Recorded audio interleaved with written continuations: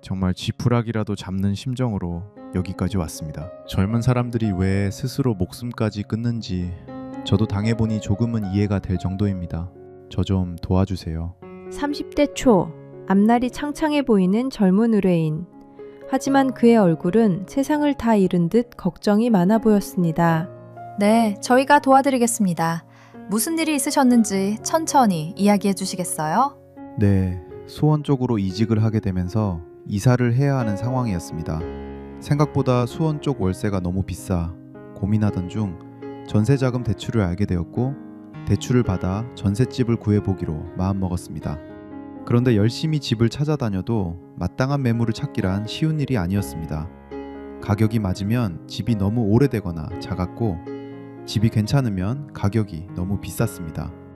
어쩌다 조건이 괜찮은 곳을 찾아도 전세 대출이 나오지 않는 집이라 진행이 안 되기도 했습니다.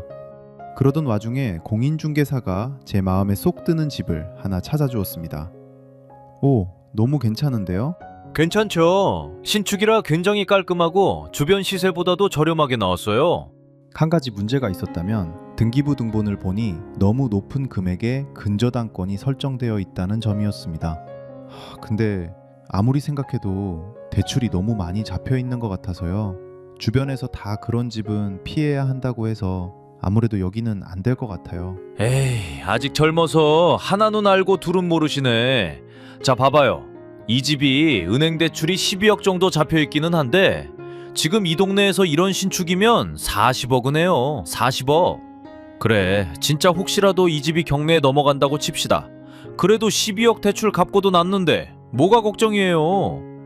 그리고 이 집 주인이 이 주변에 건물이 몇 채인 줄 알아요? 망할 일 없으니까 걱정을 하지 마세요. 이런 매물 구하기 진짜 어려워서 그래. 중개사 말을 듣고 보니 별일 없을 거라는 생각이 들었습니다. 결국 계약을 하기로 결정했고 공인중개사의 연락을 듣고 찾아온 건물주와 전세계약서를 작성했습니다. 이후 순조롭게 이사를 마쳤습니다. 이웃들도 저와 비슷한 나이대의 사람들이 많았고 심지어 바로 위층에도 회사 동료가 살고 있어서 좋았습니다. 뭐야? 김선임, 박 대리님, 여기 사세요?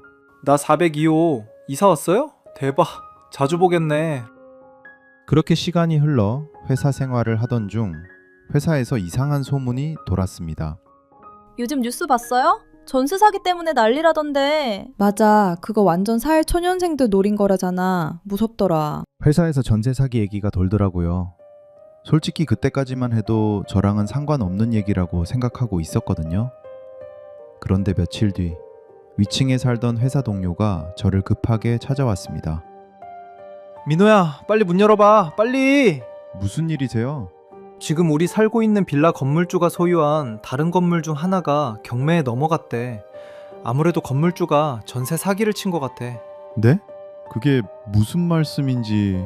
그 건물에 같은 부서 사람이 살았는데 이사 가려고 보증금 돌려달라 했더니 건물주가 연락이 끊겼고 알아보니 경매에 넘어갔다는 거야. 혹시 우리 건물도 무슨 일 있는 거 아니겠지? 그 얘기를 들으니까 덜컥 겁이 났습니다. 그래도 설마 우리 건물까지 그럴까 싶었는데 얼마 뒤 저희 빌라 임차인들에게 다량의 우편이 날아왔습니다.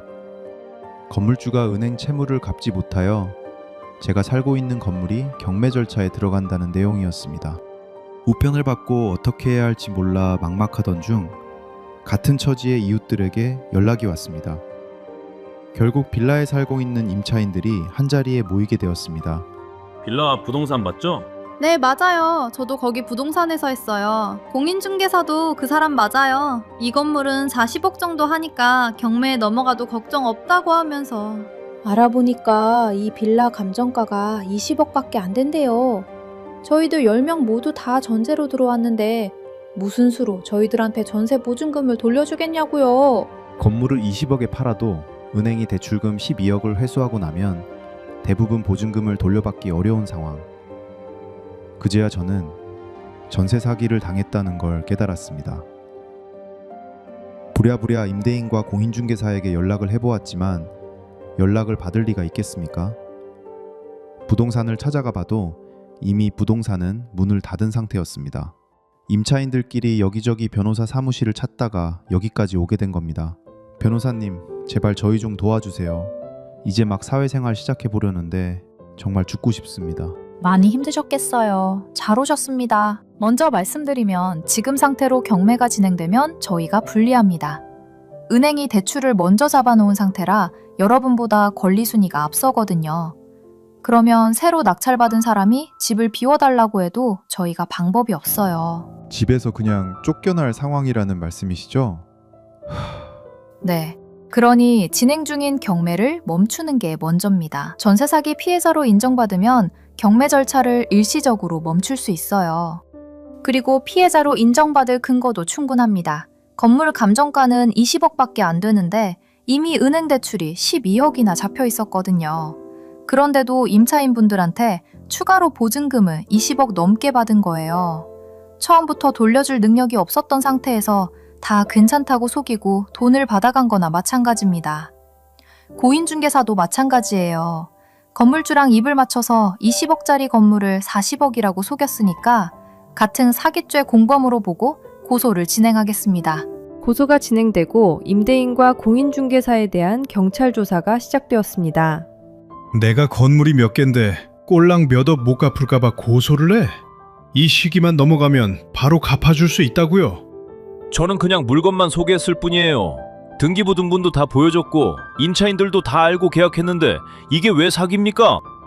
임대인과 공인중개사는 경찰 조사에서 자신들은 잘못이 없다고 항변했습니다.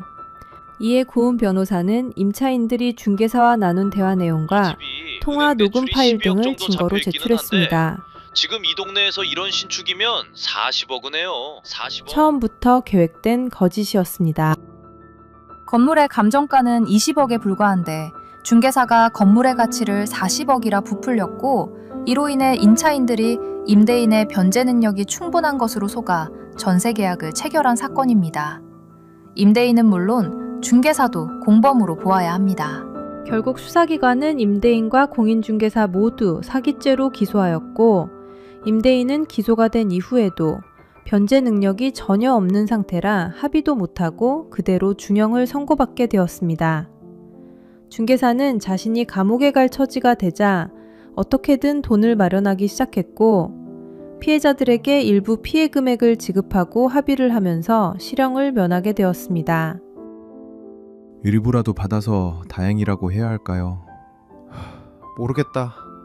집주인이 중형 선고받고 감옥에 간 건 후련하긴 한데 피해자들은 현재 전세 사기 피해자법이 제공하는 지원을 받으며 조금씩 일상을 회복하고 있습니다. 현재 전세 사기 피해자로 인정된 사람만 1만여 명, 그중 70%가 이제 막 사회를 시작한 20, 30대입니다.